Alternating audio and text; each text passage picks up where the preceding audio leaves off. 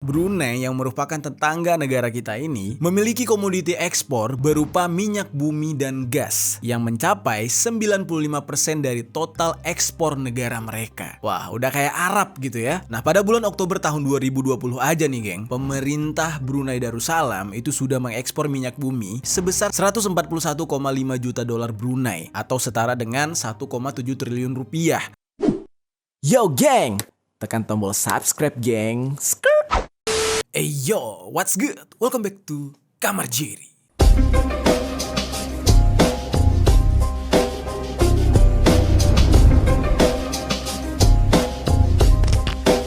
Geng, hari ini kita bakal ngebahas tentang sebuah negara yang letaknya tidak jauh dari negara kita Indonesia. Bahkan bisa dikatakan tetangga gitu. Bahkan negara ini pernah diwacanakan untuk digabung dengan Indonesia serta Malaysia dan menjadi satu negara. Dan negara ini tercatat sebagai negara yang cukup makmur dan jarang sekali menjadi omongan di luar sana. Ya, seperti adem-adem aja, nggak pernah ada pemberitaan miring, dan juga rakyatnya terkenal sejahtera. Nah, nama dari negara itu adalah Brunei Darussalam. Nah, mungkin di sini ada teman-teman yang berasal dari Brunei Darussalam yang juga menonton, coba tinggalkan komentar di bawah. Meskipun negara yang satu ini bisa dikatakan kurang populer untuk dibicarakan oleh pihak internasional alias jarang sekali ada pemberitaannya, tapi Brunei Darussalam merupakan salah satu negara ASEAN yang berhasil masuk ke dalam daftar 10 negara terkaya di dunia. Wah, bisa bayangkan tuh ya, negara yang jarang banget kita dengar pemberitaannya tetapi masuk ke dalam daftar 10 negara terkaya. Mungkin selama ini yang sering kita dengar negara kuat, negara kaya, biasanya itu ya Amerika, Arab, dan lain-lain, atau misalkan tetangga paling dekat yaitu Singapura. Nah, berbicara tentang negara-negara kaya, udah pasti di setiap negara tersebut ada homeless, ada orang susahnya juga gitu. Bukan berarti semuanya kaya. Nah, tapi ini sangat berbeda dengan kondisi Brunei Darussalam, geng. Yang mana negara satu ini masuk ke dalam 10 negara terkaya, tetapi ketimpangan ekonominya sangat-sangatlah tipis. Jadi bisa dikatakan kesejahteraan bagi rakyat mereka di sana sangat-sangat merata. Nah, mungkin setelah kalian dengar konten yang satu ini, kalian terpikir untuk pindah ke Brunei karena sejahteranya kehidupan di sana. Nah, mungkin ini bisa jadi referensi juga buat kalian yang pengen liburan ke luar negeri atau ngunjungin salah satu negara sejahtera yang ada di Asia. Nih, Brunei cocok banget. Ya, semoga konten kali ini nggak didengar sama Rohingya ya. Nanti tahu-tahu Rohingya malah mendarat di Brunei gitu ya. Oke, langsung aja kita bahas tentang sejahteranya negara Brunei Darussalam di sisi lain.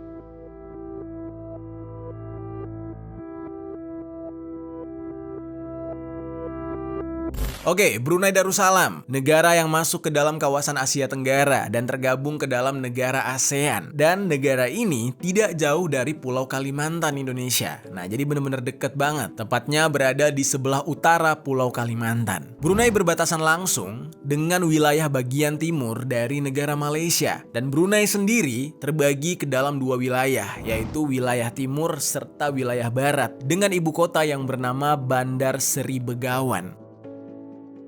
Negara ini memiliki sebuah sistem pemerintahan, yaitu monarki kesultanan. Nah, sampai saat sekarang ini Brunei dipimpin oleh seorang sultan yang bernama Sultan Hassanal Bolkiah, yang mana beliau ini sudah menduduki tahta sejak tanggal 5 Oktober tahun 1967. Jadi masa kepemimpinannya itu panjang sekali. Biasanya nih, geng ya, di dalam sistem negara monarki, selain ada raja yang memerintah, ada juga perdana menteri yang menjadi kepala pemerintahannya. Nah, namun ini berbeda banget dengan Brunei. Brunei ini tidak memiliki perdana menteri, jadi semua perintah dan kepemimpinan itu dipegang oleh Sultan Hassanal Bolkiah ini, yang mana dia menjabat sebagai kepala negara sekaligus perdana menteri di negara Brunei. Nah, berdasarkan informasi yang bersumber dari buku yang berjudul Lika-Liku Perjuangan Pencapaian Kemerdekaan Negara Brunei Darussalam karya Awang Muhammad Jamil Al-Sufri, kerajaan Brunei Darussalam ini sudah berdiri atau sudah ada sejak abad ke-6 Masehi. Jadi udah cukup lama, geng. Informasi ini diketahui dari para penjajah asal daratan Cina dari masa dinasti Sui sekitar tahun 591 sampai dengan tahun 619 Masehi, yang mana di sana disebutkan wilayah Brunei dengan nama Poli atau Polo atau juga Poni. Karena dari zaman dahulu memang lokasi negara Brunei ini sangat-sangat strategis. Negara mereka pasti dilalui oleh para pedagang dari seluruh dunia karena memang perairan mereka menjadi jalur perdagangan sehingga membuat negara mereka ini sering disinggahi oleh pedagang-pedagang asing. Nah, pasti bakal timbul pertanyaan, apakah Brunei ini sebesar Indonesia? Kok bisa mereka sejahtera? Apa jangan-jangan mereka sama seperti Singapura, negara kaya tapi daratannya kecil? Sehingga muncullah rumor yang mengatakan kalau negara kecil lebih gampang dikontrol ketimbang negara yang luasnya sangat besar seperti negara kita Indonesia. Nah, berbicara tentang hal itu, ada benarnya. Brunei ini mirip seperti Singapura yang ukuran daratannya itu nggak terlalu besar. Luas negara mereka hanya sebesar 5.760 km persegi. Jadi kalau dibandingkan dengan Indonesia, ya nggak ada apa-apanya. Mungkin kalau di Indonesia, daratan seluas itu hanya menjadi sebuah provinsi. Nah, jadi ukuran negara Brunei itu nggak gede-gede banget. Nah, lalu masyarakat Brunei itu mirip seperti masyarakat Indonesia dan Malaysia pastinya, karena sama-sama beretnis Melayu. Dan pada tahun 2020 dikatakan jumlah penduduk mereka itu mencapai 437.483 jiwa. Nah, dari total itu semua, mayoritasnya memang beretnis Melayu, dan selebihnya itu ada yang dari keturunan Cina. Nah, bahkan masih ada juga masyarakat adat Dayak di sana. Jadi masih ada masyarakat adat Dayak Iban dan juga suku dusun yang tinggal di pedalaman. Nah, jadi kalau misalkan kita lihat ya, keberagaman suku yang ada di Indonesia itu penyebarannya bahkan sampai ke Brunei. Jadi di Brunei itu ada suku Dayak, di Indonesia juga ada, dan bahkan di Malaysia juga ada suku Dayak.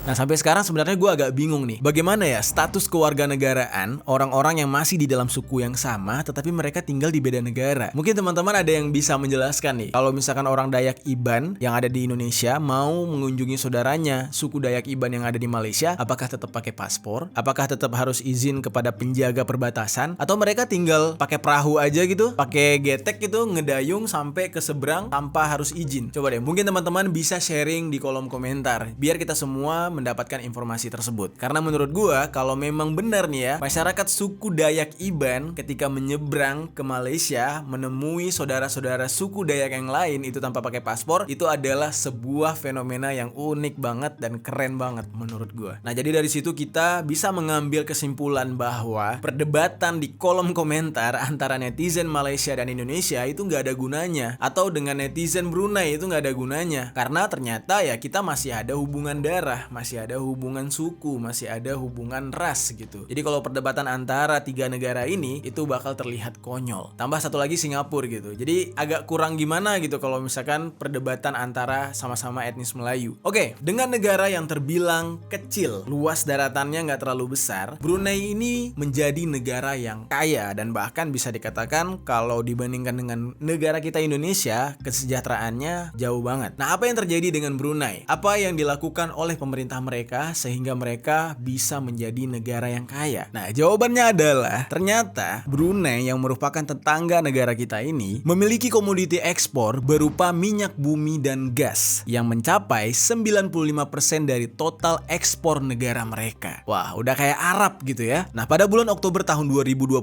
aja nih, geng, pemerintah Brunei Darussalam itu sudah mengekspor minyak bumi sebesar 141,5 juta dolar Brunei atau setara dengan 1,7 triliun rupiah, dan juga gas sebesar 173,1 juta dolar Brunei atau setara dengan 1,9 triliun rupiah. Nah, selain itu juga mereka mengekspor mineral fuel atau bahan galian yang digunakan sebagai bahan bakar itu mencapai 442,3 juta dolar Brunei atau setara dengan 5 triliun rupiah. Lalu peralatan mesin dan transportasi sebanyak 3,1 juta dolar Brunei atau setara dengan 35 miliar rupiah, dan juga bahan kimia sebanyak 88,3 juta dolar Brunei atau setara dengan 1 triliun rupiah. Yang mana tujuan ekspor negara ini adalah Jepang sebanyak 27%, Cina sebanyak 16%, Thailand sebanyak 15%, dan juga Korea sebanyak 13,7%. Nah, jadi mereka ini udah mirip banget sama Arab gitu ya, negara pengekspor hasil tambang bumi. Nah, di sini gue pengen cerita sedikit nih, geng. Fun fact tentang Brunei, Malaysia, dan Indonesia yang dulunya hampir saja menjadi satu negara kesatuan. Ini semua gara-gara Inggris. Inggris di saat itu berencana untuk menggabungkan 3 negara ini. Nah, jadi ini ceritanya pada tahun 1961, ketika itu Inggris masih memiliki koloni di wilayah Kalimantan Utara dan berusaha untuk menggabungkan negara koloninya dengan membentuk sebuah federasi bernama Federasi Malaysia. Yang mana Federasi Malaysia ini akan menggabungkan wilayah Singapura, Brunei, Sarawak, Malaya, dan juga Sabah. Yang mana rencana ini ternyata ditolak mentah-mentah oleh Presiden pertama Indonesia, yaitu I.R. Soekarno.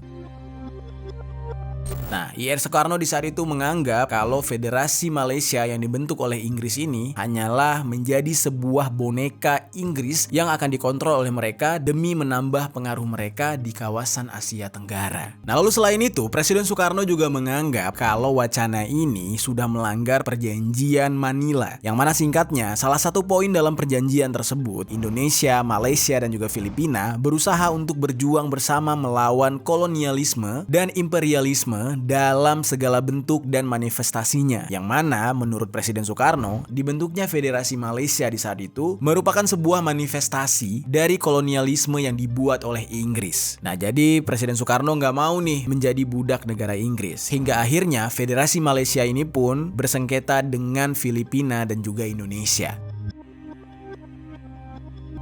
Begitu juga dengan Brunei. Brunei juga menolak dengan adanya Federasi Malaysia tersebut. Brunei nggak mau bergabung dengan Malaysia, nggak mau bergabung dengan Indonesia. Mereka lebih memilih untuk menjadi negara sendiri yang mandiri. Mereka ingin merdeka dan tidak menjadi gabungan dari wilayah lain yang masih bergantung dengan Inggris. Nah, itu kerennya Brunei. Lalu hingga akhirnya pada tanggal 1 Januari 1984, Brunei mendapatkan hak kemerdekaan mereka secara penuh dari pihak Inggris. Dan Brunei pun menjadi satu negara yang utuh. Jujur geng, sebenarnya gue juga baru tahu kalau Brunei itu merupakan jajahan Inggris. Gue pikir tadinya cuma Malaysia, negara tetangga kita, yang dijajah oleh Inggris. Nah, ternyata Brunei juga. Tapi sebelum dijajah oleh Inggris, jauh sebelum itu, Brunei ini memiliki konflik yang lebih dulu dengan pihak Spanyol melalui Perang Castilla. Karena di saat itu Spanyol baru saja menguasai Filipina. Setelah menguasai Filipina, berlanjut Spanyol ingin menguasai Brunei. Jadi pihak Spanyol berusaha untuk menyerang Brunei.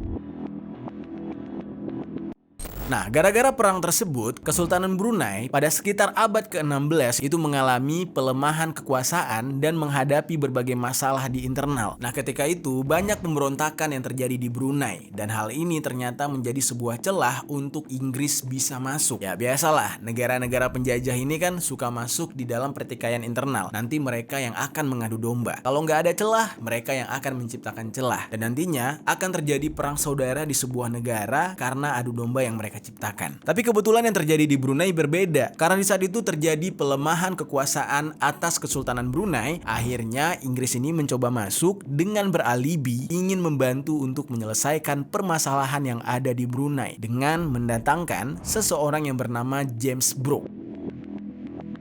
Nah, lalu ternyata James Brooke ini berhasil untuk menyelesaikan pemberontakan tersebut dan membuat Brunei jauh lebih damai. Padahal semua ini hanyalah tipu daya awal yang dilakukan oleh Inggris. Tetapi karena secara kasat mata James Brooke dianggap berhasil mendamaikan pemberontakan internal di Brunei, akhirnya sebagai ucapan terima kasih, James Brooke diberikan hadiah, yaitu pangkat untuk menjadi gubernur di daerah Sarawak. Pada masa itu, negara Brunei sangat berterima kasih dan berbaik hati kepada James Brooke dan berharap dengan diangkatnya James Brooke sebagai gubernur Sarawak, posisi tersebut bisa menguntungkan Brunei karena bisa memperkuat pertahanan dan keamanan negara mereka karena adanya sosok James Brooke dari Inggris ini. Nah, tanpa disadari oleh Brunei, sedari awal datangnya James Brooke ini tidak berniat untuk membantu Brunei jauh lebih baik. Yang ada, dia punya misi tersendiri untuk menguasai Brunei agar bisa jatuh ke tangan Inggris. Setelah James Brooke menjabat sebagai gubernur, wilayah kekuasaannya tiba-tiba dia perluas nih geng, semakin banyak daerah yang dia caplok dan semakin banyak orang-orang yang menjadi penjilat untuk James Brooke, orang-orang lokal yang berpihak kepada James Brooke. Niat buruk James Brooke itu lama-lama sudah mulai kelihatan, sudah mulai ketahuan, hingga pada akhirnya niat buruknya ini mulai tercium oleh warga Brunei dan diketahui tepat pada tahun 1843 yang berujung kepada peperangan antara Brunei melawan Inggris. Nah, di saat itu Brunei merasa sangat kecolongan dengan apa yang sudah mereka lakukan, dengan kekuasaan yang mereka berikan kepada James Brooke. Dan di dalam peperangan melawan Inggris ini, ternyata Brunei juga berhasil ditaklukkan. Brunei kalah dalam peperangan melawan Inggris.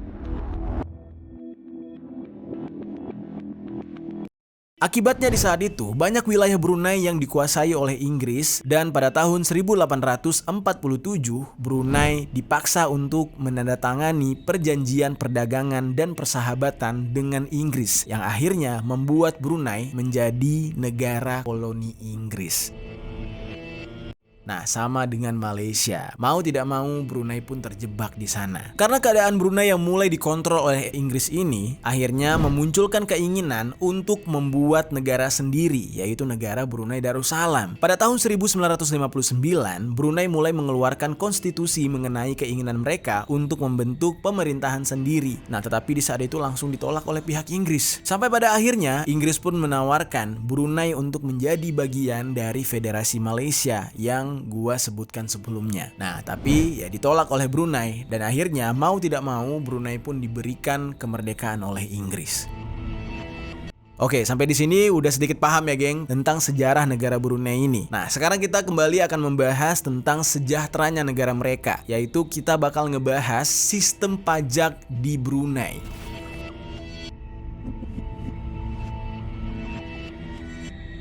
Oke, seperti yang kita tahu ya geng, negara kita Indonesia apapun dipajakin, apapun jadi pajak. Segala macam hal ada pajaknya. Mungkin kalian juga berpikir, apakah Brunei bisa sekaya itu gara-gara mereka punya pajak yang besar? Kita contohin aja kayak Jepang. Nah, Jepang itu kan pajaknya cukup besar di negara mereka. Nah, tapi jawabannya justru enggak. Di Brunei itu jauh banget dengan Jepang, jauh banget dengan negara kita Indonesia. Kalau di Indonesia, PPN dan juga PPH itu ditarik per orang, tetapi di Brunei nggak kayak gitu. PPN dan PPH hanya ditarik khusus untuk perusahaan aja. Nah, itu artinya masyarakat sipilnya nggak diganggu. Nah, lalu yang jadi pertanyaannya, apakah cukup untuk membangun negara dengan hanya menarik pajak perusahaan? Apakah nanti nggak kurang tuh? Atau justru pajak perusahaannya gede banget, berkali-kali lipat daripada pajak perusahaan yang ada di Indonesia? Jawabannya tetap enggak. Pajak yang disetorkan perusahaan kepada pemerintah Brunei itu tetap angkanya lebih kecil daripada pajak di negara kita. Dan bisa dikatakan PPH perusahaan di Brunei menjadi yang terendah dibandingkan negara ASEAN lainnya, yaitu sebesar 18,5%, geng. Selain PPN dan PPH, pajak lainnya yang tidak perlu dibayarkan adalah pajak kepemilikan aset, pajak dividen, pajak royalti, pajak ekspor dan manufaktur. Nah, mengapa pajak di negara Brunei itu lebih kecil daripada negara lain, lebih kecil dari negara kita? Nah, hal ini semua karena pendapatan terhadap sumber daya mereka, yaitu minyak yang memang menjadi salah satu komoditas utama mereka. Nah, lalu ditambah lagi pendapatan per kapita penduduk Brunei yang lebih tinggi dibandingkan negara lain yang ada di ASEAN. Sehingga masyarakat Brunei tidak perlu ragu untuk membeli banyak rumah atau mobil atas nama pribadi mereka tanpa harus mengganti nama menjadi sanak keluarganya untuk menghindari pajak progresif seperti yang ada di Indonesia. Jadi ibaratnya di sana orang bisa bekerja dengan tenang, bisa bernafas dengan tenang tanpa harus bayar ini dan ono. Yaitu the real tanah airku ya. Tanahnya nggak perlu sewa, airnya nggak perlu beli. Nah, jadi dengan kecilnya pajak di negara Brunei ini tidak menjadikan negara mereka merugi atau bangkrut. Malah justru semakin sejahtera dan perekonomian masyarakat Brunei juga semakin meningkat. Pemerintah Brunei itu lebih memilih alternatif untuk mengembangkan ekonomi dari berbagai sektor dibandingkan harus meminta pajak dari rakyatnya. Jadi negaranya benar-benar dibikin sejahtera, bukannya membebani rakyat. Ya, bukannya berhutang kiri kanan lalu nanti hutangnya dibayar dengan pajak dari rakyat gitu. Gak ada istilah seperti itu di sana. Tapi ada minusnya juga. Nasib Brunei Darussalam nantinya akan mirip dengan Arab Saudi, yaitu di mana mereka ini merupakan negara penghasil minyak bumi dan saat ini minyak bumi perlahan-lahan sudah mulai sedikit demi sedikit ditinggalkan oleh negara negara-negara maju. Nah, tetapi kekhawatiran ini kayaknya nggak bisa 100% bakal terjadi. Ini gara-gara inovasi kendaraan listrik yang sekarang sedang digadang-gadangkan. Dan seperti yang kita tahu ya, kendaraan listrik tetap membutuhkan energi. Yang mana energi itu sendiri, penciptaannya tetap membutuhkan bahan bakar seperti minyak bumi. Ya selama hal itu masih ada, ya kemungkinan Brunei tetap menjadi negara yang sejahtera. Kecuali pasokan minyak bumi mereka sudah mulai menipis. Dan Brunei memang bergantung kepada minyak bumi, yaitu tadi 95% ketergantungan ekonomi mereka itu bergantung pada minyak bumi.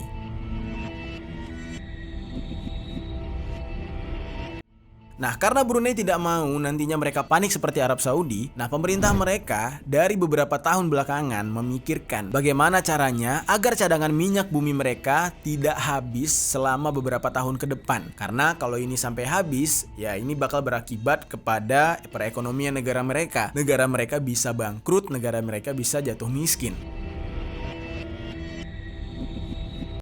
Pernah ada satu kasus nih geng, di mana Brunei mengalami defisit fiskal, yaitu sebuah kondisi ketika pengeluaran pemerintahan jauh lebih besar dari pendapatan mereka. Nah, yang mana di saat itu harga minyak dunia memang sedang kacau balau, sehingga sangat mempengaruhi perekonomian Brunei dan membuat pemasukan negara tersebut menjadi menurun sampai ke level terburuk. Itu semua dikarenakan ya negara ini memang tergantung sekali dengan penjualan minyak bumi mereka.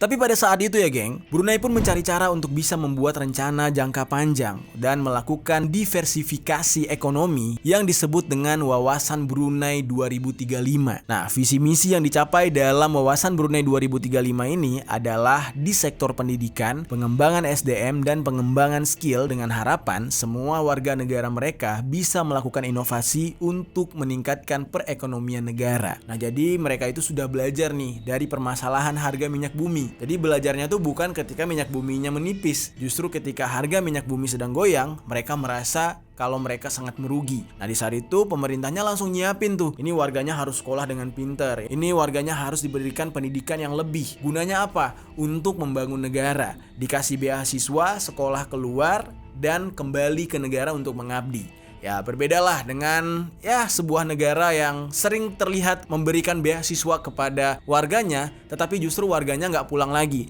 Yang dikasih beasiswa ke Jerman malah tinggal di Jerman, yang dikasih beasiswa ke Amerika malah bekerja di Amerika. Nah, kalau Brunei enggak, mereka kasih beasiswa untuk warga mereka untuk sekolah di luar, ya gunanya untuk balik lagi ke negara mereka dan membangun negara mereka. Kurang lebih kayak gitu.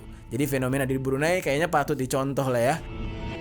Nah lalu geng, pemerintah Brunei semenjak itu memang lebih mengutamakan pendidikan karena pemerintah mereka berpikir untuk membangun negaranya harus dimulai dari sumber daya manusia, karena generasi selanjutnya lah yang akan membangun roda perekonomian negara mereka, bukan orang lain. Bukannya berfokus kepada memasukkan pekerja asing, memasukkan investor asing dalam membangun negara mereka. Nah mereka justru mengandalkan sumber daya manusia dari negara mereka sendiri. Yang dibikin pinter itu adalah rakyat mereka sendiri. Nah, dan ternyata hal ini benar-benar berdampak baik kepada Brunei karena pemerintah mereka sangat-sangat menjunjung tinggi pendidikan rakyatnya. Akhirnya hal ini berdampak kepada perbaikan kondisi perekonomian di Brunei sejak mengalami kerugian atau kurangnya pemasukan ke level terburuk yang pernah terjadi. Diperkirakan nih geng ya, cadangan minyak bumi Brunei itu bakal habis di tahun 2035 memang. Dan pemerintah Brunei itu sudah melakukan berbagai langkah antisipasi seperti mendirikan Badan Investasi Brunei pada tahun 1983, yang mana tugas dari badan ini untuk mengelola dana cadangan Brunei yang didapatkan dari minyak dan gas selama ini. Dan dana itu diperuntukkan untuk investasi agar ketika minyak bumi mereka sudah menipis, mereka punya penghasilan dari sektor yang lain. Brunei berusaha untuk menginvestasikan dana tersebut dengan membangun fasilitas-fasilitas mewah seperti hotel, perusahaan jasa, yang mana ini tersebar di seluruh benua Eropa dan Amerika. Nah, jadi ujung-ujungnya tuh kayak investasi properti gitulah. Nah, tetapi mereka berbeda dengan Arab. Kalau Arab kan banting setir jadi negara wisata. Mereka membangun hal-hal mewah,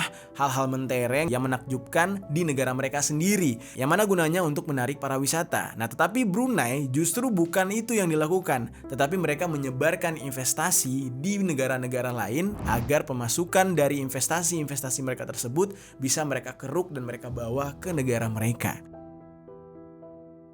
Ada sebuah fakta yang mungkin harus ditiru oleh negara kita nih geng ya. Kualitas pendidikan di Brunei itu bagus banget. Dan pemerintah Brunei itu berusaha memberikan pendidikan gratis mulai dari sekolah dasar sampai dengan perguruan tinggi alias sampai kuliah. Jadi pendidikan di negara mereka itu tidak dipungut biaya. Nah tapi dengan begitu bukan berarti gaji guru, gaji dosen itu kecil-kecil. Di sana justru gaji tenaga pengajar itu tinggi banget. Ya lagi-lagi berbeda dengan di negara kita. Kuliahnya bayar, sekolahnya butuh duit ini dan ono, gaji gurunya kecil.